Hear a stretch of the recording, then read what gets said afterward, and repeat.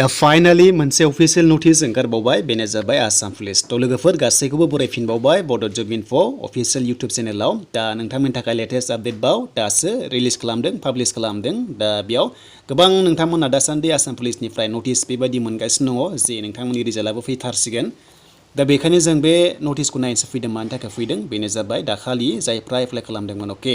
आरो लोगोसे रिजाल्ट पर्टेलाव क्लिक खालामनाय लोगो लोगो दासिमबो बेयाव पाब्लिश खालामाखै बाट बेनि रिजाल्टआ बबे मोनसेया फैगोन दासिमबो फिक्स जाथ'वाखै काट अफ नङाबा फाइनाल लिस्ट मोननैनि गेजेराव मोनसे फाइनाल जाखाबाय थ' मोनसे फैथारसिगोन देन दानिया जोंहा लेटेस्ट नटिस 8 एप्रिलनि दासो रिलिज खालामनाय बेखौ जों नायनोसै बेनो जाबाय दाखालि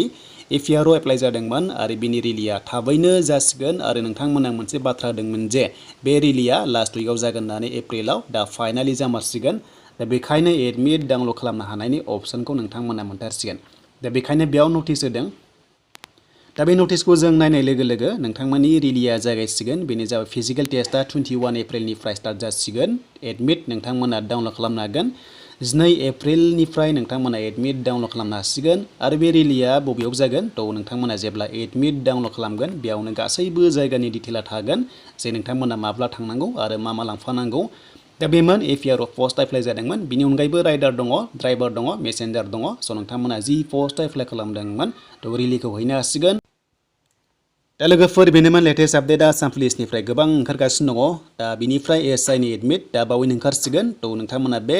एप्रिलाव मोनगोन एडमिटखौ मानोना एग्जामा जोंहा जाखागोन नालाय 24 एप्रिलावनो बेखायनो नैबे सेकेन्ड उइकआवनो चान्सआ दङ थ' बेनोसैमोन लोगोफोर लेटेस्ट आपडेट आसाम पुलिस